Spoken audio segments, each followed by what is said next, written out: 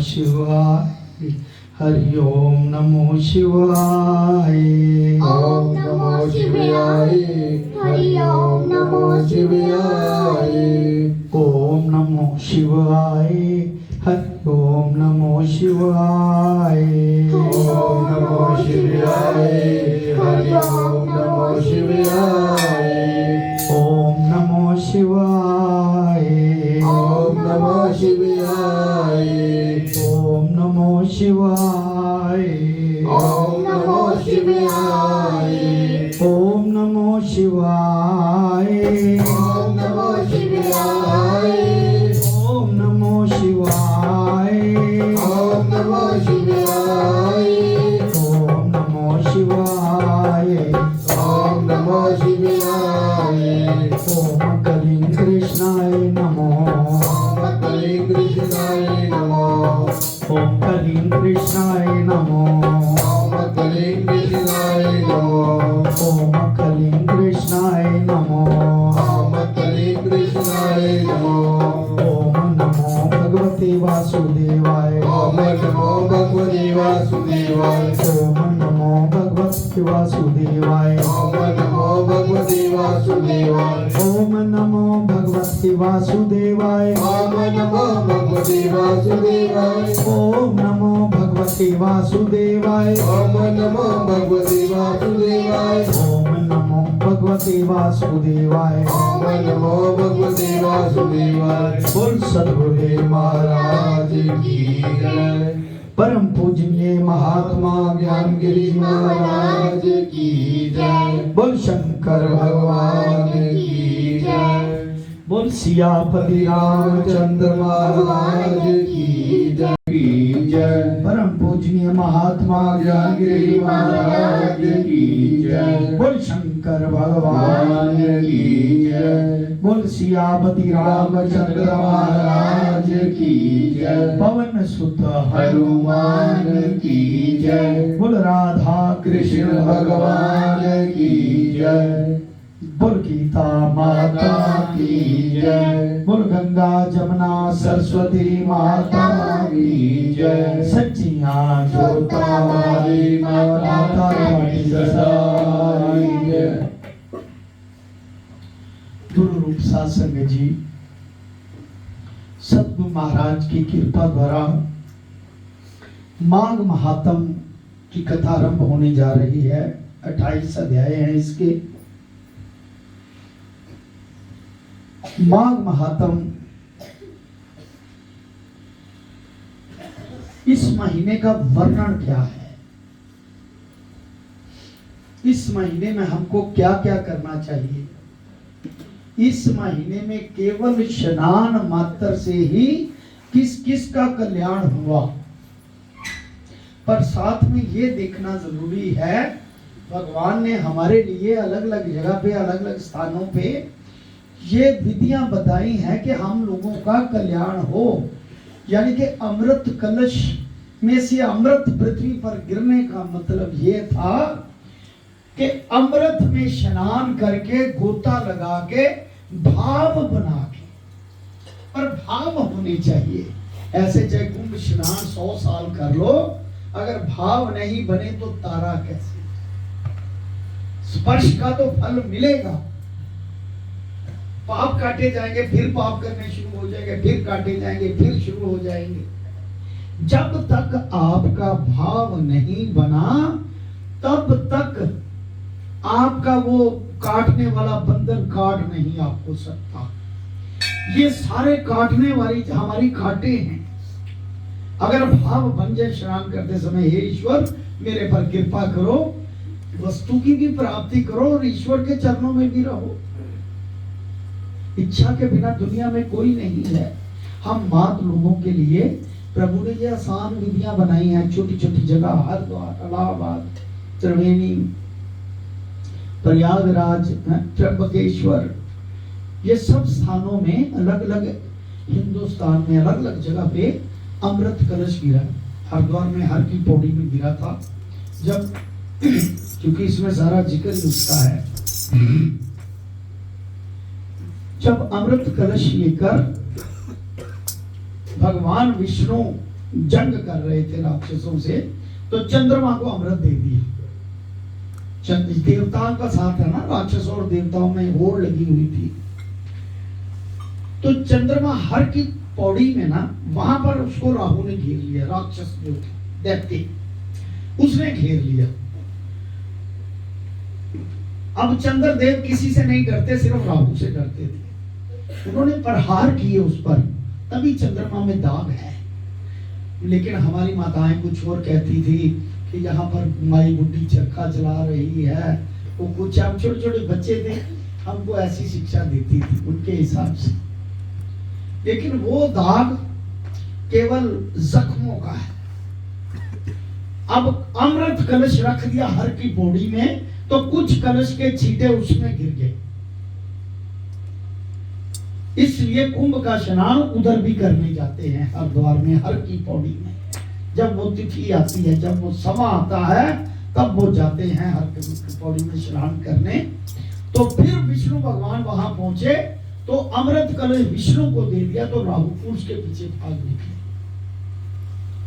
कहने का भाव कि हम, ये भगवान की ही लीला थी। भगवान को डरपोक नहीं थे उनसे, उनकी लीला थी कि जगह जगह अमृत कलश गिरे। ये एक लोग में नहीं, कई लोगों में जंग हुई है, देवलोक में भी हुई है। हर साल मनाया जाता है कुंभ का मेला। यहाँ तो हम 12 साल कहते हैं, लेकिन 12 जगह अमृत कलश गिरा है। पृथ्वी लोक में 5 जगह, और ऊपर वाले लोकों में भी 7 जगह पे गिरा है, जहां जहां कुंभ का मेला लगता है। ऊपर भी लोग हैं, ऐसी बात नहीं है। तो आइए, माघ महात्म के स्नान का महत्व, क्योंकि गंगा जल का, अमृत का इसमें बहुत ज्यादा महत्व है। ओम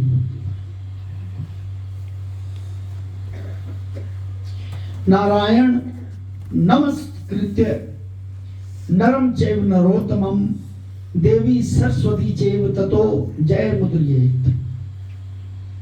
सारे संसार के कर्ता श्री भगवान विष्णु, देवी सरस्वती तथा मुद्रियत गुरु जी के चरण कमलों में। देखिए, उन्होंने 3 नाम लिए जिनको सबसे पहले प्रणाम करना है। सबसे पहले तो नारायण जी भगवान, फिर देवी सरस्वती जी वाणी, विद्या की देवी, बुद्धि की देवी, जिस बुद्धि से ये परखा जाए कि ईश्वर के सत्ता तक हम कितना पहुंचे हैं, कितना पीछे हैं, वो बुद्धि की देवी सरस्वती। और तीसरा पहुंचाने वाला श्री गुरुदेव। बोल सतगुरुदेव महाराज की। कहते उनके चरण कमलों में बैठ के नमस्कार करके मैं इस माघ महात्म की भाषा की रचना करता हूं। एक समय श्री सूत जी ने गुरु श्री व्यास जी से कहा कि गुरुदेव कृपा करके आप मुझसे माघ का महात्म कहिए, क्योंकि मैं आपका शिष्य हूं। व्यास जी गुरुदेव थे और सूत जी उनके शिष्य थे। ये उपनिषद है, गुरु शिष्य का संवाद जहां हो वो उपनिषद कहते हैं। व्यास जी कहने लगे कि रघुवंश के राजा, ये जिसमें भगवान रामचंद्र जी का अवतार हुआ, वो रघुवंशी राजा दिलीप एक समय यज्ञ के स्नान के पश्चात पैरों में जूते और सुंदर वस्त्र पहनकर शिकार की सामग्री से युक्त कवच और शोभायमान आभूषण पहने हुए अपने सिपाहियों से घिरे हुए जंगल में शिकार खेलने के लिए अपनी नगरी से बाहर। उसने सिपाही, उनके सिपाही जंगल में शिकार के लिए मृग, व्याघ्र, सिंह आदि जंतुओं की तलाश में इधर उधर फिरने लगे।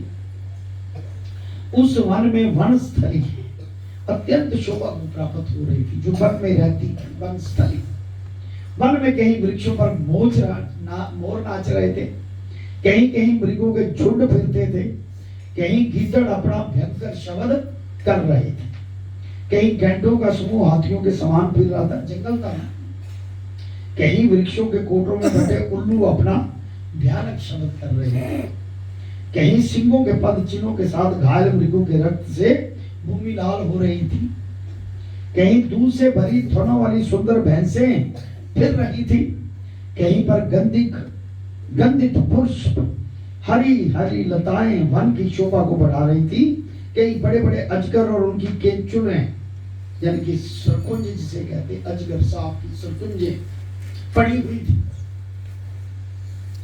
भयानक जंगल।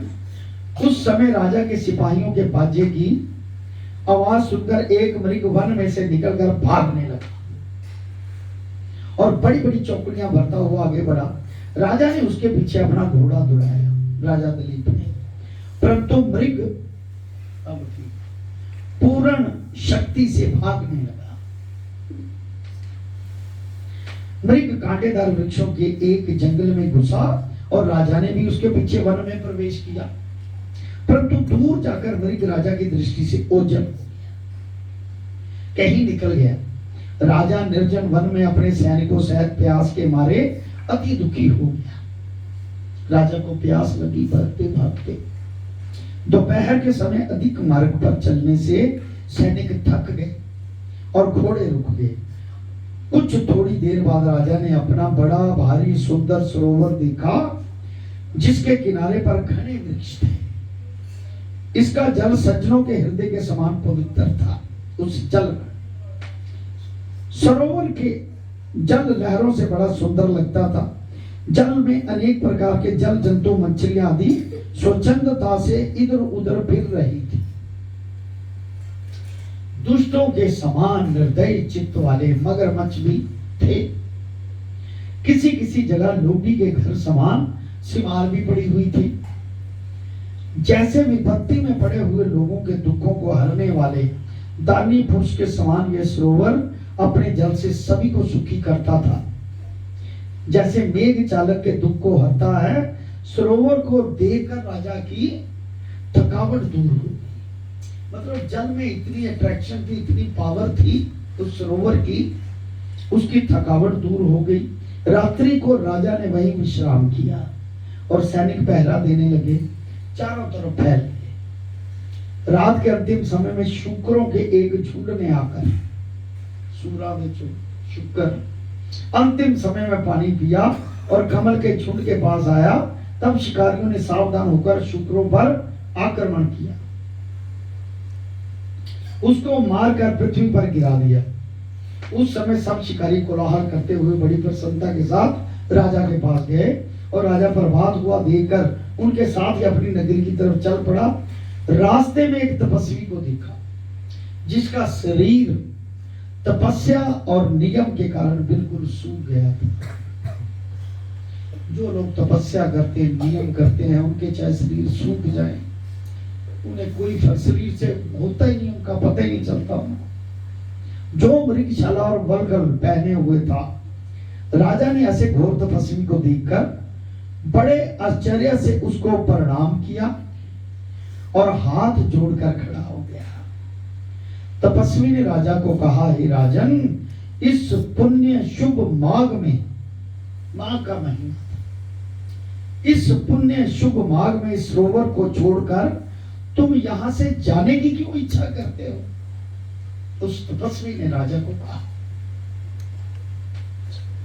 तब राजा कहने लगा, महात्मन, मैं तो माघ में स्नान के फल के बारे में कुछ भी नहीं जानता। राजा दिलीप ने कहा, कृपा करके आप विस्तार पूर्वक मुझको कहिए। बोल शंकर भगवान की जय। सियावर राम जय जय राम, सियावर राम जय जय राम, मेरे प्रभु राम जय जय राम, मेरे प्रभु राम जय जय राम, मेरे श्री राम जय जय राम, मेरे श्री राम जय जय राम। दूसरा अध्याय।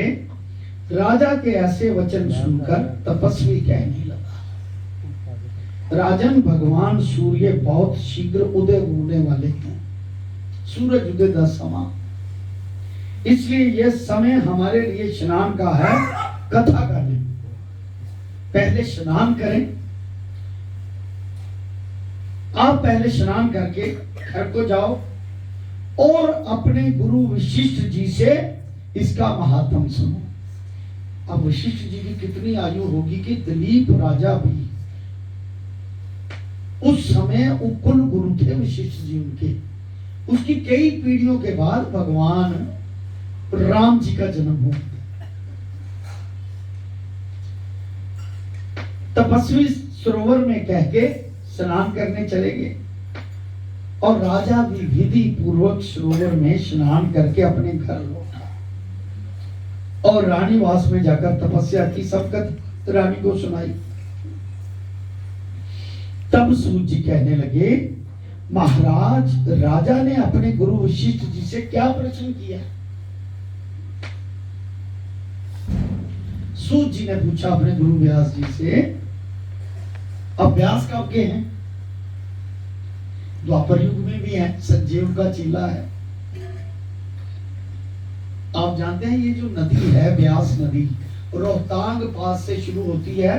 जितना टूटी से पानी चलता है ना, इससे भी कम पानी वहां से चलता है। मैंने दर्शन किए हैं उस नदी के। हिमाचल में है, रोहतांग पास, नाम सुना होगा। बादल ऐसा लगता है बिल्कुल नजदीक है आपकी, आपसे भी नीचे बादल है, इतनी ऊंचाई पे है। वो नदी चलती चलती चलती चलती पंजाब में भी आई। ये व्यास जो नदी है, ये वही नदी है। कई तरंगों को लेकर, बीच में कई नदियों को लेकर, पानी लेकर, दरियाओं को लेकर यहां पर एक दरिया बना और यहां पर व्यास ऋषि जी ने तपस्या की थी रोहतांग पास, उस नदी पर। तभी इस नदी का नाम व्यास पड़ा और व्यास जी का आशीर्वाद था कि जो यहां पर कोई आंचड़ी भी आके आएगा वो भी तपस्वी कहलाया जाएगा। देखिए गुरु में इतनी पावर होती है, जब संजय को आंखें दे सकते हैं। आपका मन चेंज करने के लिए उन्हें कुछ समय नहीं लगेगा, 1 सेकंड लगेगा, साथ में ख्वाहिशें पूरी करने के लिए भी और अपने सत्ता में भी मिलाने के लिए। उसके पास असीम पावर। आप कुछ भी ना करो, आपने भजन लिया, नाम लिया, सत्संग कीर्तन करते हो, इतना ही बहुत है आपके। क्योंकि इतनी माया में जकड़े हुए लोग हम, पता नहीं क्या क्या अच्छे बुरे कर्म, पता नहीं क्या क्या छंद, वो जानते हैं सब, लेकिन उसके साथ लेप है, सात्विक गुण को साथ जुड़ा हुआ है। वो अपने आप उसकी जिम्मेवारी है काटना। जो पिछले जन्मों के कर्मों को काट सकते हैं, पापों को काट सकते हैं, तो ये नहीं काट सकते। बहुत पावर है उसके। बस एक बार तुझे ऐसा भाव बनाना बहुत जरूरी है। सियावर राम जय जय राम, सियावर राम जय जय राम, मेरे प्रभु राम जय जय राम, मेरे प्रभु राम जय जय राम, करो कल्याण सीताराम, करो कल्याण सीताराम। सूत जी कहने लगे, महाराज, राजा ने अपने गुरु वशिष्ठ से क्या प्रश्न किया और उन्होंने क्या उत्तर दिया, सो कहिए। व्यास जी कहने लगे, सूत,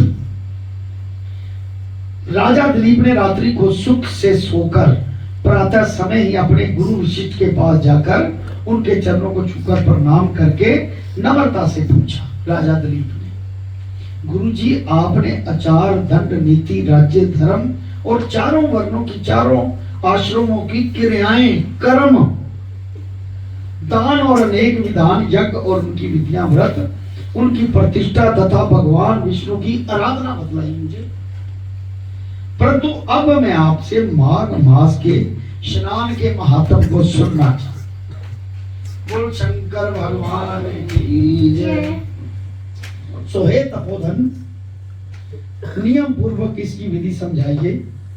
गुरु वशिष्ठ जी कहने लगे, हे राजन, तुमने दोनों लोगों के कल्याणकारी बनवासी और गृहणियों के अंतःकरण को पवित्र करने वाले माघ के स्नान को बहुत सुंदर प्रश्न पूछा। अब ये उन दोनों के जो, वो तो खुद ही विद्वान थे लोग, वो इतने विद्वान थे, इतने ज्ञानी थे कि आर पार जाना जानते थे, लेकिन एक लीला होती थी कि लोगों के कल्याण निमित्त जो माया के निमित्त फंस गए हैं उनको निकालने की ये विधियां बनाई हैं हमारे गुरु लोगों ने।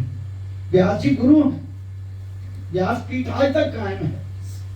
जो आप आश्रम पर बैठकर करते हैं व्यास मुनि जी का आश्रम है। इस पर झूठ बोलने वाला पता नहीं क्या क्या उसको सजा मिलती, इस पर छल रखने वाले को। तो गुरु जी आप साक्षी इसके होते। बोल शंकर भगवान की जय। कहता बहुत सुंदर प्रश्न पूछा, किसके लिए? दोनों लोगों के कल्याण का, उसका भी कल्याण, आत्म सत्ता वाला हमारा कल्याण हो और इस लोक से भी हमारा कल्याण हो, ऐसा तुमने प्रश्न पूछा। यानी कि जनता के कल्याण के लिए सबने किया, जो किया गुरुओं ने जनता के कल्याण के, अपना उनका कोई प्रयोजन नहीं होता। कई बार सोचते गुरु उत्थे खड़ा पिछली गली चा, जे मैं इधरों लंघिया तो मत्था टेक के जाने पैना, चलो मैं पिछों नहीं लंघ जाता, टाइम ना कराओ। ऐसा भी सोचा हुआ कई बार। सियावर राम जय जय राम, सियावर राम जय जय राम, मेरे प्रभु राम जय जय राम, मेरे प्रभु राम जय जय राम, मेरे श्री राम जय जय राम, मेरे श्री राम जय जय राम, करो कल्याण सीताराम, कल्याण सीताराम। बोल शंकर भगवान की जय। राजन तुमने दोनों लोगों के कल्याणकारी बनवासी तथा गृहणियों के अंतर, गृहणियां जो स्त्रियां इनका अंतःकरण शुद्ध करने के लिए, गृहणियां अगर पूरा माल भी नशनायन कर लेना, पूरे गंगा जल डाल के काले तिल थोड़ा सा ऐसा कुछ बना ले, पंचामृत कर ले, शहद डाल ले, इतना नहीं तो कम से कम गंगा जल ये करके स्नान करें तो उनका अंतःकरण शुद्ध हो जाएगा, मन में ईश्वर की भावना जाग जाएगी और ये कल्याणकारी है। गृहणियों का कल्याणकारी होना बहुत जरूरी है।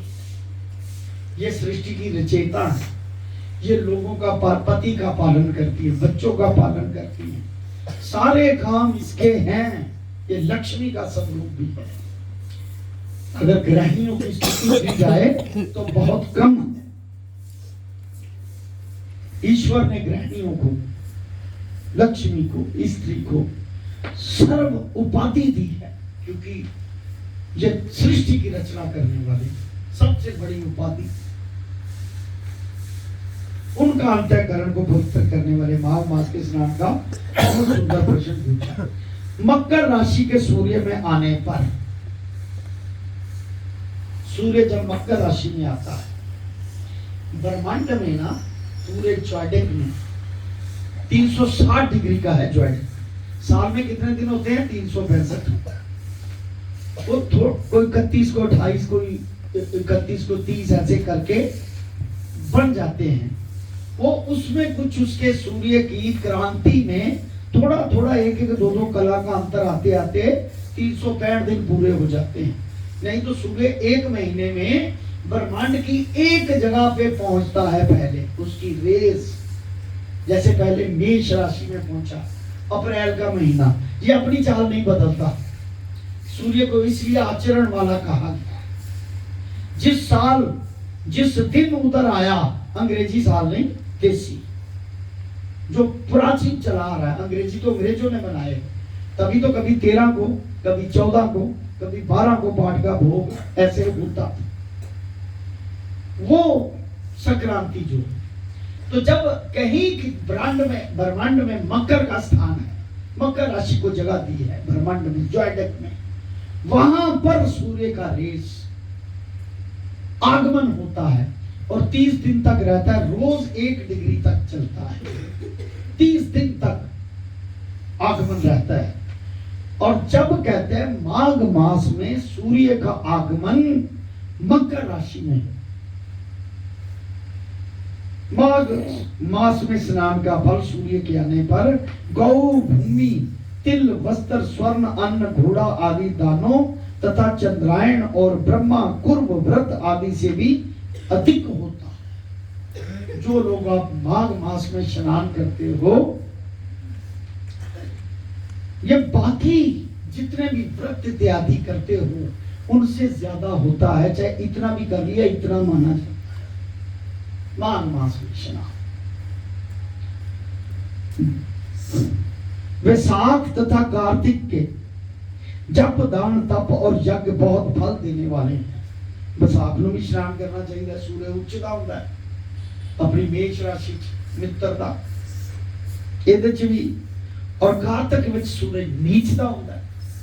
ਉਦੋਂ ਵੀ दान करना चाहिए। ਜਦੋਂ ਬੱਚਾ कार्तिक महीने पैदा ਹੁੰਦਾ ਹੈ ਉਹਨੂੰ ਕਹਿੰਦੇ कार्तिक दोष ਲੱਗਿਆ ਤੁਲਾ दान कर, ਉਹਦੇ बराबर अनाज ਲੈ ਕੇ ਤੋਲ ਕੇ ਤਰਾਜੂ ਤੇ ਉਹਨੂੰ ਇੱਕ ਪਾਸੇ ਬਿਠਾ ਕੇ ਇਹ ਦਾਨ ਕਰਦੇ ਹੋ ਤਾਂ ਕਿ ਉਹਦਾ ਦੋਸ਼ ਹੋ ਜੀ, ਉਹਦੇ ਸੁਭਾਅ 'ਚ ਜਿਹੜੀ ਇਹਦੀ ਨੀਚਤਾ ਆਣੀ ਉਹ ਖਤਮ ਹੋ ਜਾਏ, ਜਿਹੜਾ ਇਹਦੇ ਕੁੰਡਲੀ ਤੇ ਪ੍ਰਭਾਵ ਪੈਣਾ ਉਹ समाप्त हो जाए।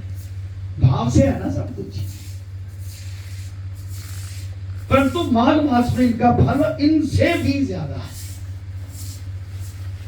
माघ मास में स्नान करने वाला पुरुष राजा और मुक्ति के मार्ग को जानने वाला होता है। जो माघ मास में स्नान करता है, एक तो उसका मोक्ष पक्का है, पर एक बात साथ में ये ध्यान रखने, स्नान करना पक्का नहीं, उधरों जनानी ना लड़िया हुए मैं जाना मंदिर फटाफट तू है की करनी भी गाला चार कट के स्नान करके आ जाए, वो नहीं। माघ मास में स्नान करने से भाव साथ बने कि मैं इसलिए स्नान कर रहा हूं, मुझे अपने चरणों में स्थान देना, मेरे सारे कष्ट काट के मुझे अपने चरणों में रख। कष्ट का किस चीज के? इच्छाओं के। इच्छाएं पूर्ण कर दो, मेरी कष्ट काट दो, मुझे इनसे मनोवृत्ति करवाओ। और एक बात बताऊं, जब तक इच्छा पूरी नहीं होती ना तब तक वो मन में बनी रहती है। जब वो कर देगा निकल जाती है, होगी पूरी तो उससे मोह खत्म हो जाता है, उस इच्छा से पूरी जो होगी।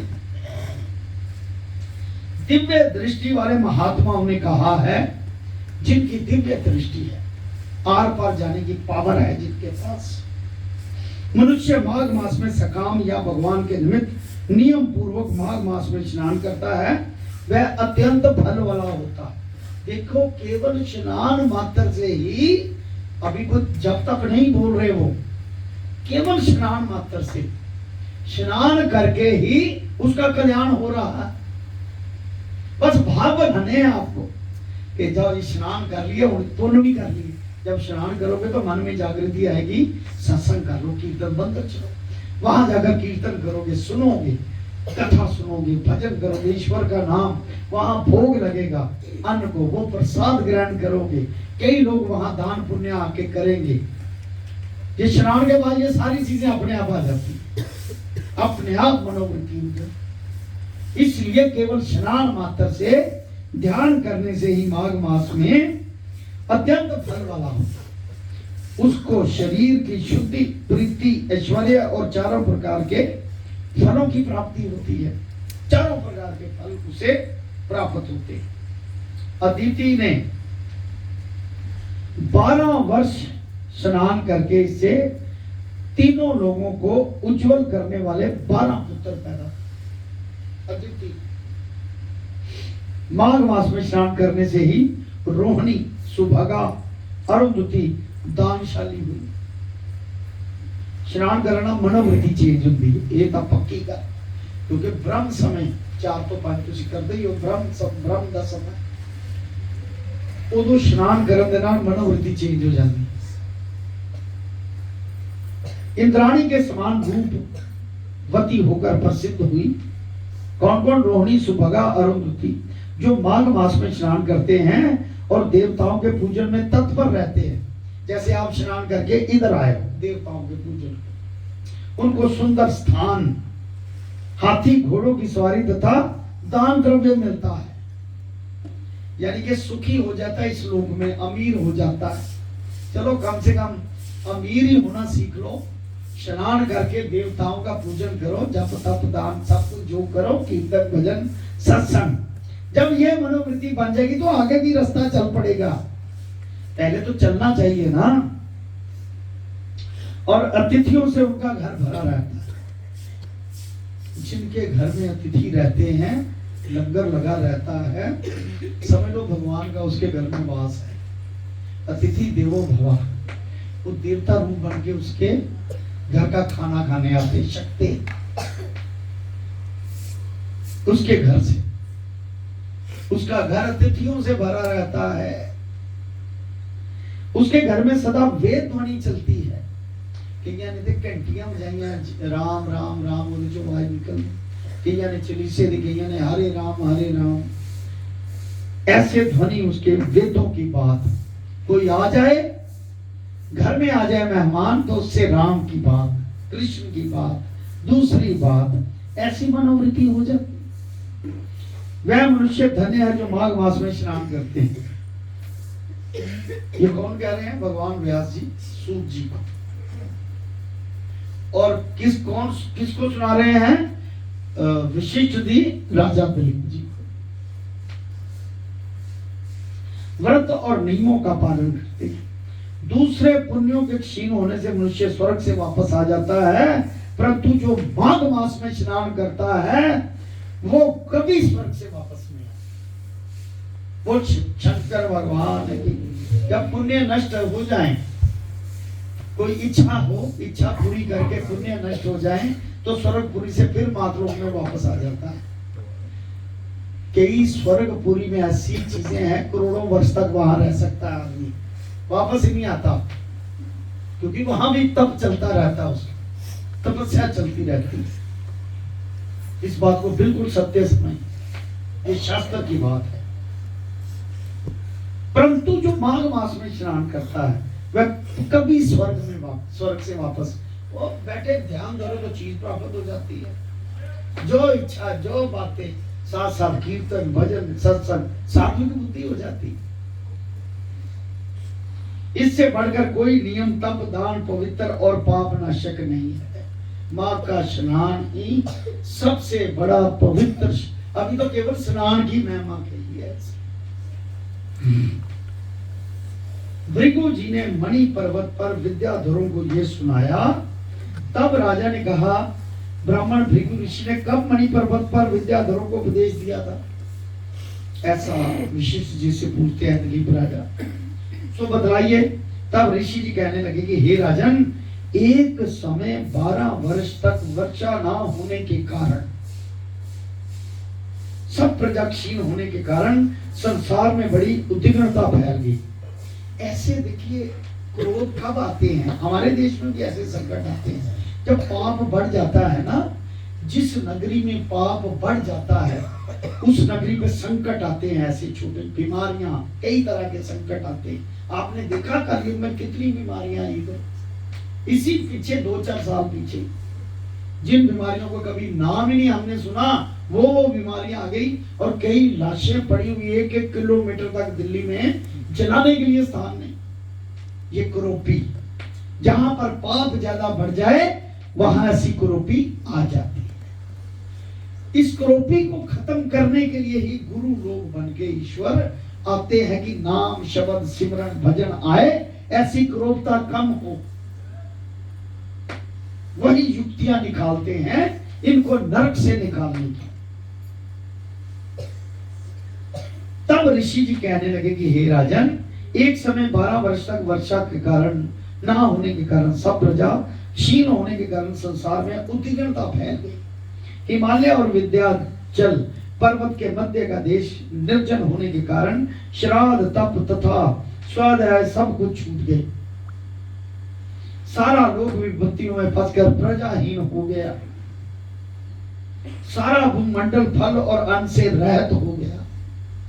तब विंध्याचल से नीचे बहती हुई नदी के सुंदर वृक्षों से आच्छादित अपने आश्रम से निकलकर श्री भृगु ऋषि अपने शिष्यों से साथ हिमालय पर्वत पर गए। पीछे न्यूज आ रही थी, गूगल पे या यूट्यूब पे न्यूज आई थी कि पाकिस्तान बिकने को तैयार हो गया। वहां इतनी भूखमरी फैली, एक भी पैसा नहीं, उसे कर्ज देने के लिए तैयार नहीं है। भारत ने भी इनकार कर दिया, दूसरे मुल्कों ने भी इनकार कर दिया। ये थोड़े दिनों की न्यूज है। कहने का भाव ऐसी क्रूरताएं आती है जहां पर पाप ज्यादा हो, अपनी मनमानी ज्यादा हो, वहां पर ऐसी क्रूरताएं आती। इस पर्वत की चोटी नीली और नीचे का हिस्सा सुनहरी होने से सारा पर्वत पीतांबरधारी श्री भगवान के सदृश लगता था। पर्वत के बीच का भाग नीला और बीच में कहीं कहीं सफेद स्फटिक होने से तारों से युक्त आकाश जैसी शोभा को प्राप्त होता था। रात्रि के समय वह पर्वत दीपकों की तरह चमकती हुई दिव्य औषधियों से पूरक किसी महल की शोभा को प्राप्त होता था। यह पर्वत शिखाओं पर बांसुरी बजाती और सुंदर गीत गाती हुई किन्नरियों तथा केलों के पत्तों की पताकाओं से अत्यंत शोभा को प्राप्त हो रहा था। यह पर्वत नीलम, पन्ना, पुखराज तथा इनकी चोटियों से निकलती हुई रंग बिरंगी किरणों से इंद्रधनुष के समान प्रतीत होता था। नीलम, पन्ने, पुखराज जितने भी रतन ने ना इस समुद्र मंथन करके पर्वत दे निकले हुए। और देखो कितने करोड़ा वर्ष पहले सुंदर समुद्र मंथन होया और आज तक ये चल रहे हैं। पर आजकल व्यापारियों ने खोट पाती कलयुग होने की खातर नकली माल बनाना शुरू कर दिता है। लोगों को कमर्शियलाइज करके नकली काम शुरू कर दिता है। नहीं तो इन्हें चेनी पावर सी। तुसी देखो पिछे राजे महाराजे मोतियां दी माला, हीरे जड़त, माणक, नीलम, चंद, पता नहीं क्या क्या जड़त उन्होंने आभूषण पहने होंगे सी। कोई आती व्याधि नहीं सी आंदी उन्होंने, कोई राजा उन्होंने अटैक नहीं सी कर पांदा। इन्नी पावर होंदी सी इन्हां चीजां च। आज पावर घट गई है। बोल शंकर भगवान की। इंद्रधनुष के समान प्रतीत होता था। स्वर्ण आदि सब धातुओं से चमकते हुए रत्नों से चारों ओर फैली हुई अग्नि ज्वाला के समान शोभायमान। वो शंकर भगवान की। इसकी कंदराओं में काम पीड़ित विद्याधरी अपने पतियों के साथ आकर रमण करती थी। और गुफाओं में ऐसे ऋषि मुनि जिन्होंने संसार के सब क्लेशों को जीत लिया, रात दिन ब्रह्मा का ध्यान करते थे। और कई एक हाथ में रुद्राक्ष की माला लिए हुए शिव की आराधना में लगे हुए थे। पर्वत के नीचे भागों में जंगली हाथी अपने बच्चों के साथ खेल रहे थे तथा कस्तूरी वाले रंग बिरंगे मृगों के झुंड इधर उधर भाग रहे थे। ये पर्वत सदा राजहंस और मोरों से भरा रहता, इस कारण इसको हेमकुंड कहते हैं। यहाँ पर सदैव ही देवता, गुफियात तथा अप्सरा निवास करते हैं। हेमकुंड देवता भी रहते हैं, अप्सराएं भी वास करती हैं, अपने पतियों के साथ रहती हैं। ऐसा वो हेमकुंड से कहते हैं। बोल शंकर भगवान की। सियावर राम जय जय राम, सियावर राम जय जय राम। मेरे प्रभु राम जय जय राम, मेरे प्रभु राम जय जय राम। मेरे श्री राम जय जय राम, मेरे श्री राम जय जय राम। हरो कल्याण सीताराम, हरो कल्याण सीताराम।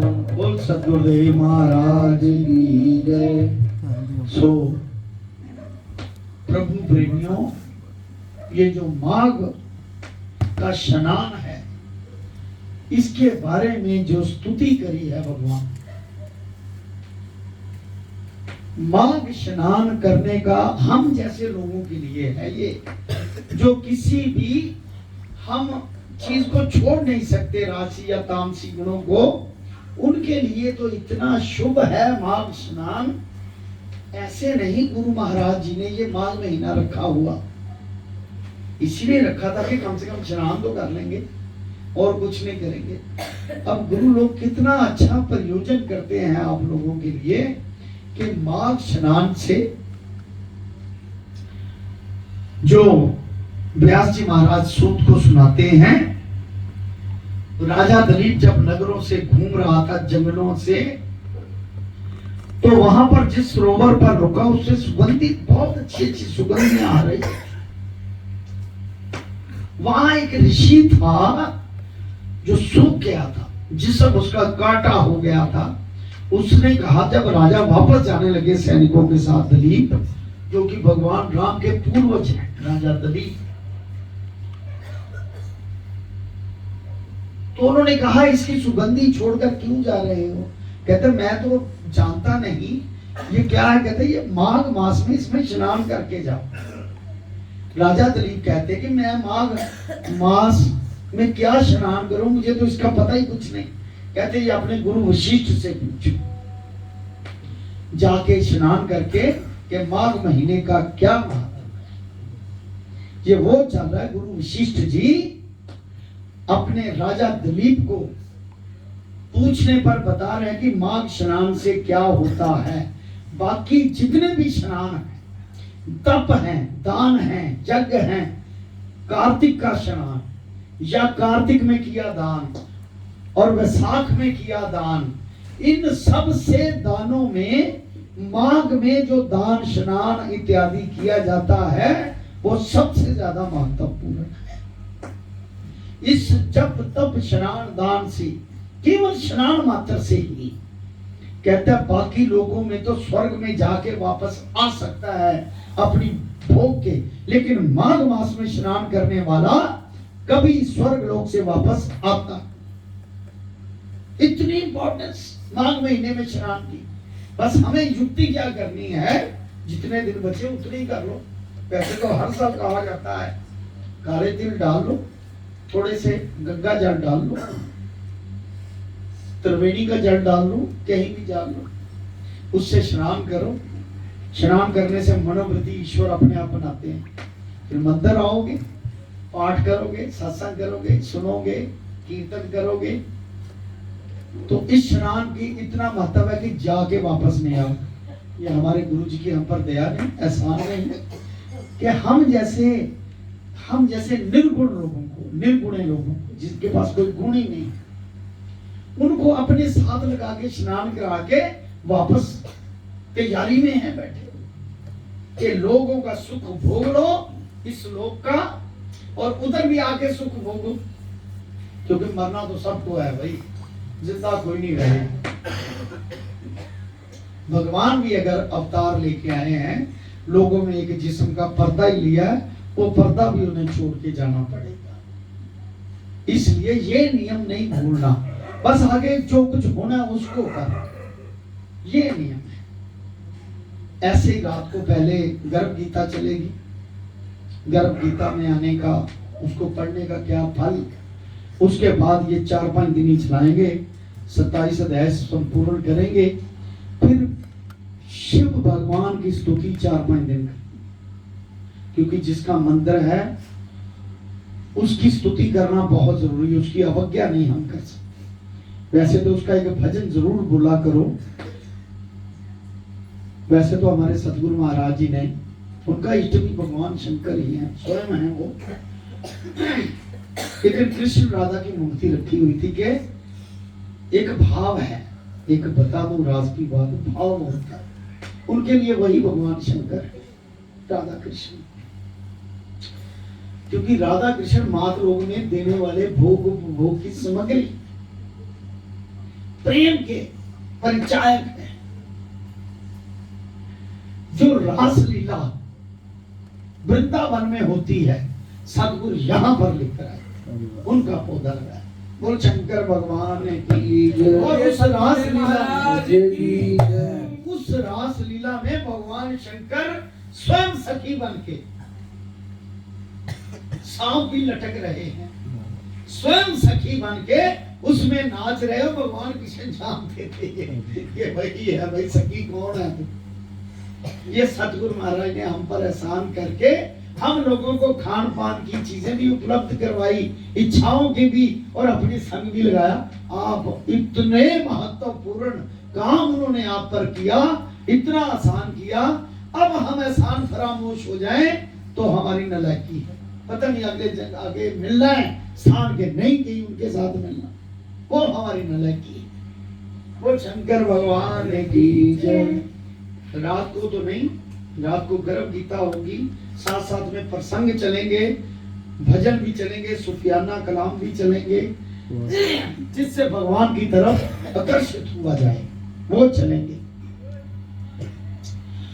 ओम नमो शिवाय, हरि ओम नमो शिवाय।